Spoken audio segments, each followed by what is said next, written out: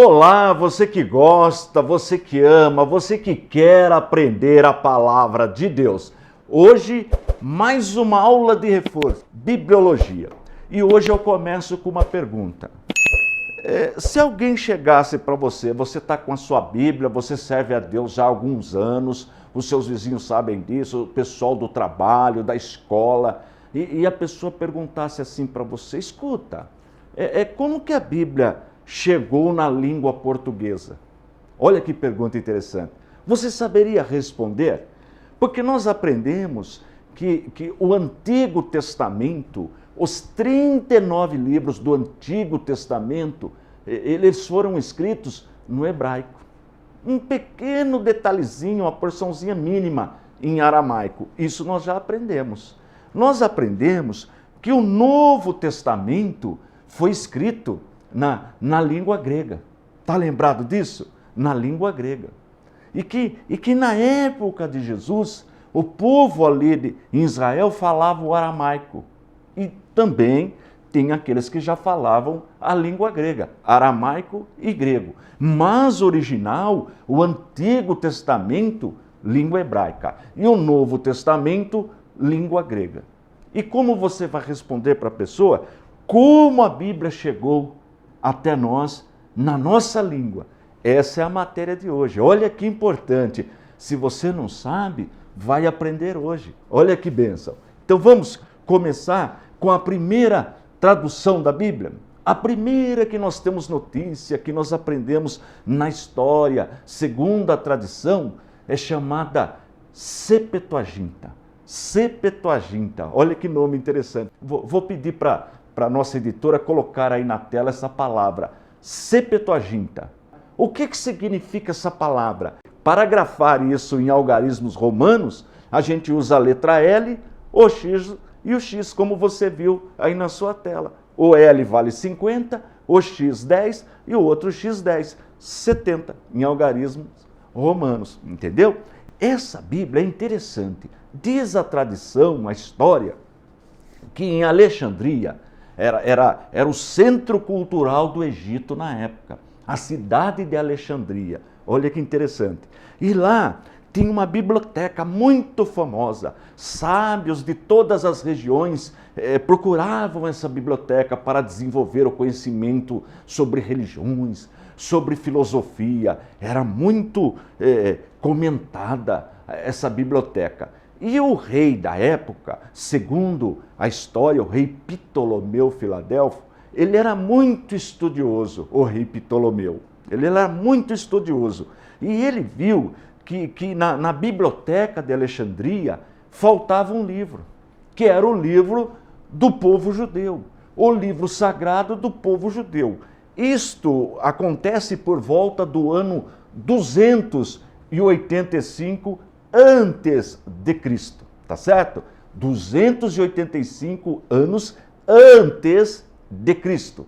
Então, ele queria que na biblioteca de Alexandria tivesse ali um exemplar da Bíblia. Só que ele falava grego. O mundo estava falando grego. Então ele queria que o livro do povo judeu, o Antigo Testamento, que foi escrito em hebraico, fosse traduzido para a língua grega. Então ele pediu que 72 rabinos, pessoas conhecedoras, doutoras no assunto, ele pediu que fossem até Alexandria e lá fizessem essa tradução da Bíblia do hebraico para a língua grega, para ter ali na biblioteca. E eles fizeram. Em função disso, o nome dessa tradução ficou sendo Septuaginta. Septuaginta. Então, quando você vê num livro tradução Septuaginta ou tradução a letra L, X e X, você já sabe, é a tradução que foi feita da língua hebraica para a língua grega, Septuaginta. Como essa tradução foi feita 280 anos, mais 285, 280, mais ou menos, antes de Cristo, na época de Jesus, já circulava essa tradução do Antigo Testamento para a língua grega. Olha que interessante como que Deus na sua infinita sabedoria, preparou a humanidade, a humanidade para receber a sua palavra. Porque até então, só o povo judeu tinha acesso à palavra de Deus. Mas agora Deus, na sua infinita sabedoria, o mundo, o Império Romano está falando a língua grega, e a Bíblia já está na língua grega, o Antigo Testamento. Agora o Novo não tem problema, porque já foi escrito na língua grega. Olha que coisa interessante. Então falou Septuaginta, você deve lembrar. É a primeira tradução que, segundo aí a tradição, né, foi feita dessa forma, na cidade de Alexandria, chamada Septuaginta, tá bom? Agora, nós não temos os originais. Você sabia disso? Não existe original, aquele que saiu das mãos dos profetas, das mãos de Moisés e outros homens de Deus. Nós não temos, mas nós temos cópias fiéis. Nós temos pelo menos as mais antigas, tanto do Novo como do Antigo Testamento, dessa Septuaginta no grego, pelo menos 3 famosas, as mais antigas. Uma é chamada Códex, ou seja, manuscrito alexandrino. Vou pedir para a nossa editora colocar na tela o manuscrito alexandrino. Olha aí na sua tela. E o que é esse manuscrito? O alexandrino, ele é uma cópia do Antigo e do Novo Testamento que foi encontrado no 5º século depois de Cristo. É uma cópia da Bíblia. Está lá o manuscrito, escrito à mão, porque não tem a imprensa ainda. O outro manuscrito, que também é da Septuaginta, mais antigo, é o Sinaíticos. Por que recebe esse nome Sinaíticos? Porque ele foi encontrado no mosteiro de Santa Catarina, que fica aos pés ali do Monte Sinai. Quem já foi para o Egito, subiu o Monte Sinai, vai ver o mosteiro de Santa Catarina. Ali que foi encontrado esse manuscrito, chamado Sinaíticos. Tem um outro que é chamado Vaticanos. E ele está realmente no Vaticano, também por volta do 4º, 5º século. Então, destes manuscritos mais antigos é que vêm as cópias que nós temos hoje. Olha que coisa importante. 2 deles estão no Museu Britânico, na Inglaterra. 2 deles, se você um dia for para a Inglaterra, no Museu Britânico, você vai ver lá estas cópias. Olha que interessante, datada do 4º e 5º século. E se você um dia for no Museu do Vaticano, lá tem uma cópia também. Então, destas cópias e outras que existem, mas estas são as mais famosas, tá bom? Que nós conhecemos. Muito bem. Agora, a Bíblia também, ela era escrita em rolo. Cada livro era um rolo. Lembra que a gente aprendeu isso aí? Ou estava em papiro, ou em pergaminho, que é pele de animal. Papiro é uma planta aquática. Mas agora ela vai passar para códice. É um nome que se dá a um livro grandão. Um livro grandão eles chamam de códice, já em formato que nós temos hoje, só que bem grande, mas ainda escrito à mão, tá bom? Então, nós já aprendemos a Septuaginta, que foi para o grego, os manuscritos mais antigos. Agora nós vamos ver um pouquinho de outras versões, outras traduções. Por exemplo, a tradução, vou pedir para pôr na tela, a versão de John Wycliffe. Este João, ele era inglês, e ele foi coletando, na região que ele morava, coletando palavras de pelo menos 200 dialetos, o pessoal falava ali, foi coletando palavras, montando um vocabulário, e da montagem desse vocabulário, ele traduziu a Bíblia para o seu povo. E aí nasce, então, o material para a língua inglesa. Olha que interessante, foi isso em 1383, já depois de Cristo. Olha que interessante. Então, ele foi coletando estas palavras, colocou a Bíblia para o seu povo, para o povo inglês, e daí então surge já o vocabulário da língua. Ele organizou a língua muito utilizada essa tradução. Bom, agora, uma coisa interessante eu vou pedir para a nossa editora colocar aí na tela a Bíblia quando surge a imprensa, a invenção da imprensa. Olha que interessante, até então tudo era escrito à mão, mas olha aí na sua tela aí a invenção da imprensa em 1454 por Gutenberg na Alemanha. Olha que interessante. Então veja, para a pessoa nessa época adquirir uma Bíblia, ela tinha que trabalhar o ano inteiro. Um operário, imagina um operário, ele queria ter uma Bíblia. Trabalhava o ano inteiro para comprar uma Bíblia. Era o salário de um ano inteiro. Mas agora, com a invenção da imprensa, por Gutenberg em 1454 na Alemanha, a coisa vai facilitar. Porque daí dá para fazer bastante cópia. E você sabe qual foi o primeiro livro impresso que a gente tem conhecimento na história? A Bíblia, para a língua alemã. Olha, sabe quem fez? O pai da Reforma Protestante. A Reforma Protestante, ela começa em 1517, a data oficial, 17 anos depois da descoberta do Brasil.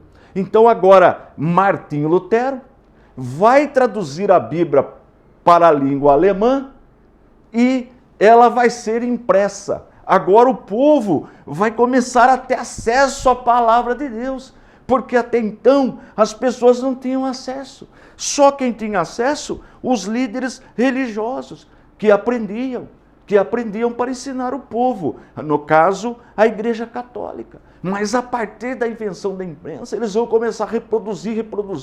Tem até contrabando de Bíblia, porque a Igreja Católica proibia. Você sabia disso? Que teve um período que a Igreja Católica proibia a leitura. Teve um período. A Igreja Católica, essa Igreja Católica de hoje, teve um período que ela proibiu a leitura das Sagradas Escrituras. Ela queimava a Bíblia. E se a pessoa fosse encontrada com a Bíblia, corria o risco de morte. Você sabia disso?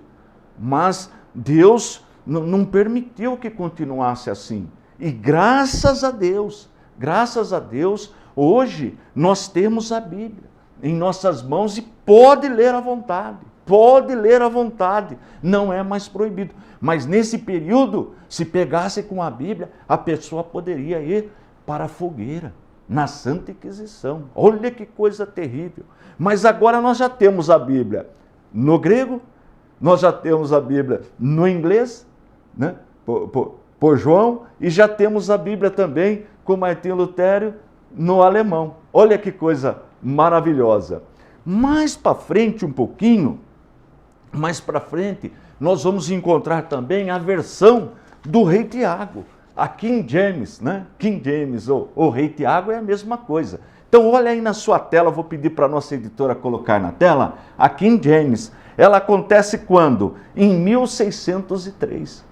O Rei Tiago, o rei da Inglaterra, pediu para que os teólogos preparassem uma Bíblia, agora completa, revisada. Na verdade, eles foram acertar algumas, estava tendo uma discussão na época, porque tinha algumas outras, mas eles não vão fazer uma nova, vamos começar do zero. Vamos fazer uma Bíblia zerada, começar de novo. E saiu então, em 1603, a King James, a Bíblia, a versão do Rei Tiago. Olha que coisa maravilhosa. O rei da Inglaterra, né, autorizou então a desenvolver esse material. Olha que coisa abençoada. Bem, agora tem a nossa Bíblia. A Bíblia na língua portuguesa. Falta falar da Bíblia na língua portuguesa, porque eu estou falando das principais. Então você já sabe, o Antigo Testamento foi escrito no hebraico, o Novo no grego.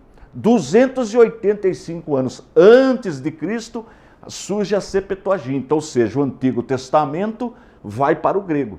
Então agora as pessoas têm acesso na língua grega, porque o mundo está falando a língua grega. Quando Jesus nasce, aquela região toda do Império Romano, todo mundo fala o grego, está falando o grego. Estava pulando uma versão importante. estava pulando uma inversão importante. Ela acontece mais ou menos no ano 405, mais ou menos, por Jerônimo. Jerônimo é um homem temente a Deus, a Igreja Católica chama de São Jerônimo, e é verdade. Ele era um homem santo, um homem dedicado às coisas de Deus, separado para as coisas de Deus nesse sentido. E ele foi para Belém e traduziu a Bíblia para o latim. Estava me esquecendo dessa Bíblia para o latim. Por quê? Depois do grego, o Império Romano adota a língua, o latim, deixa de falar o grego, o Império Romano, ou seja, o Império do Ocidente, passa a falar o latim. Então Jerônimo vai traduzir a Bíblia para o latim, que é chamada Vulgata Latina. Mas por que Vulgata Latina? Porque a língua era a língua do povo em geral, o povo falava o latim, da onde vem a palavra vulgar, a língua comum, não é o latim clássico, a língua do povo. Então a Bíblia é chamada Vulgata Latina e é a Bíblia oficial da Igreja Católica até hoje. A Bíblia oficial da Igreja Católica, assinada pelo Papa no concílio na Reforma, na Contra-Reforma protestante, por volta do ano 1546, ela é considerada a Bíblia oficial da Igreja Católica, a Vulgata Latina. Olha que coisa maravilhosa! Bem, está faltando a Bíblia na língua portuguesa. Como a Bíblia chegou na nossa língua, na língua portuguesa? Você carrega a Bíblia, você vai na igreja, você tem aí no seu aplicativo, muita gente hoje usa a Bíblia no aplicativo, nem usa mais a Bíblia em papel, né? A modernidade chegou, mas como ela chegou? Então, se você abrir as primeiras páginas da sua Bíblia, você vai ver assim, ó, tradução em português por João Ferreira de Almeida.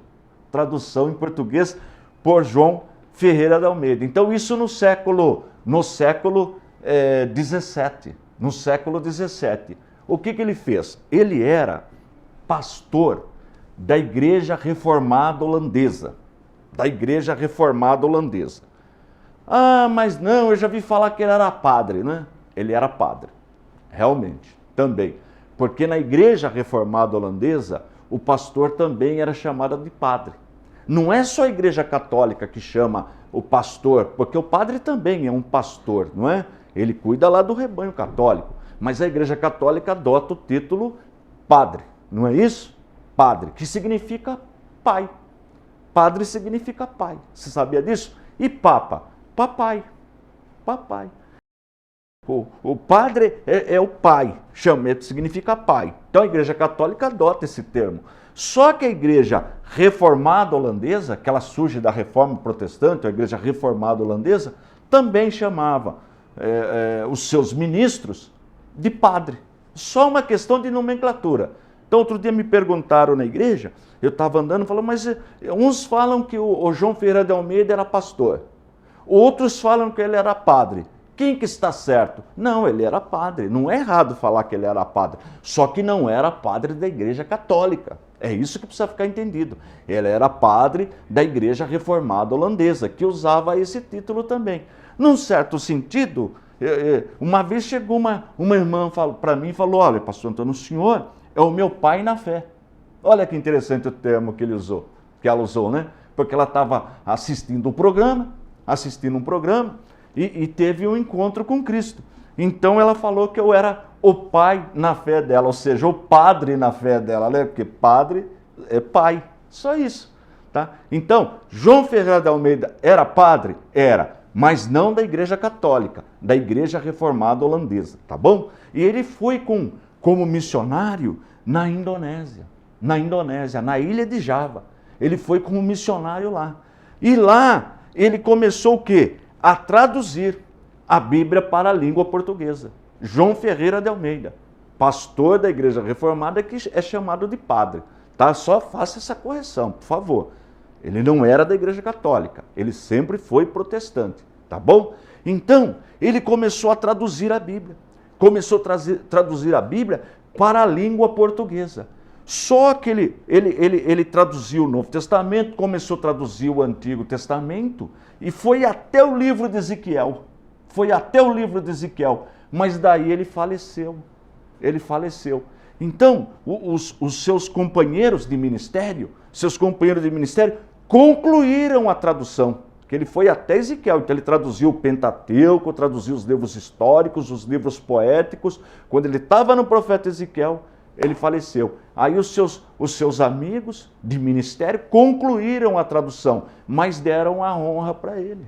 E nada mais justo, deram a honra para ele, deram o nome para ele, João Ferreira de Almeida. Então é a Bíblia que nós usamos hoje na língua portuguesa. Olha que coisa maravilhosa. Aí vem um detalhe muito importante que eu quero falar com você agora, que está me assistindo.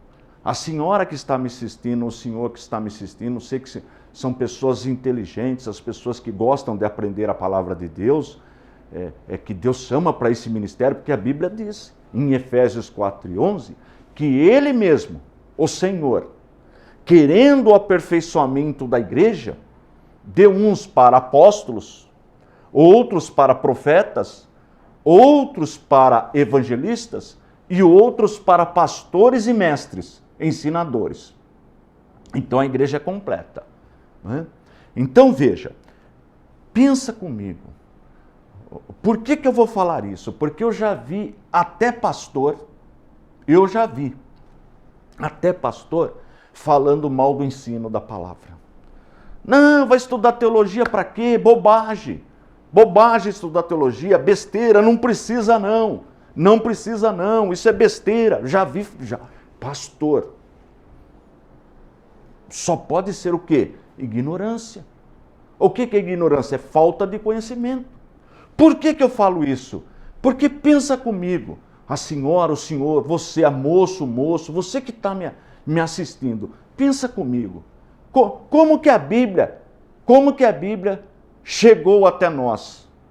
Foi uma pessoa que não sabia ler e escrever? Foi? Você acha que Deus usou uma pessoa que não sabia ler e escrever para trazer a Bíblia na nossa língua? Não foi. Foi uma pessoa que era contra o estudo da teologia, o estudo de Deus, o estudo da palavra? Não foi. Foram homens dedicados, homens teólogos, estudiosos da palavra, que dedicaram a vida inteira. Veja Jerônimo. Jerônimo, ele abriu mão de tudo e foi enviado para Belém. Passou anos e anos na cidade de Belém para traduzir a Bíblia para o latim. Olha como Deus usou um homem estudioso, aprendeu a língua original. Veja Martinho Lutero, um homem estudioso que Deus chama e depois ele vai traduzir a Bíblia para a língua alemã. Ele tinha que conhecer esses manuscritos que eu falei para você. Então, vamos parar com essa ideia. Não precisa estudar. Olha o que diz Oséias. Oséias no capítulo 4 e verso 6. Olha o que o profeta diz: o meu povo foi destruído porque lhe faltou conhecimento. A falta de conhecimento leva à destruição.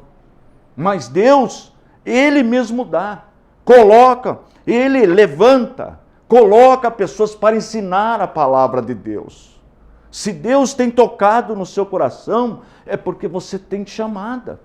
Se Deus está te chamando para esse ministério, peça o nosso material, se envolva com o ensino da palavra. De repente, o seu filho, vendo você estudar, a sua filha, ela vai se dedicar. Quem sabe você de repente não teve oportunidade de fazer uma faculdade na área de letras, de aprofundar nessa questão, mas quem sabe será o teu filho,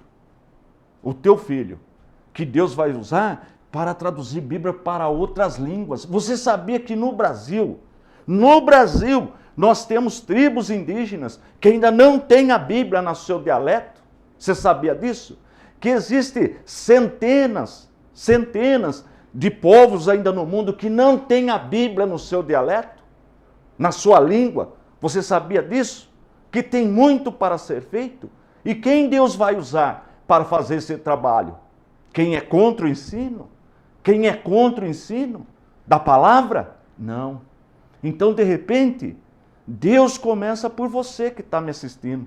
Você começa a estudar a palavra de Deus, mas de repente você já tem uma certa idade, mas tem o seu filho. mas tem o seu neto, tem a sua netinha. Olha que milagre maravilhoso, ser usado por Deus para traduzir a sua palavra. Não é uma bênção? Então, vamos trabalhar, né, gente? Olha o nosso slogan, chega de moleza. Gente, estou indo embora. Forte abraço e fiquem todos na paz de nosso Senhor e Salvador Jesus Cristo.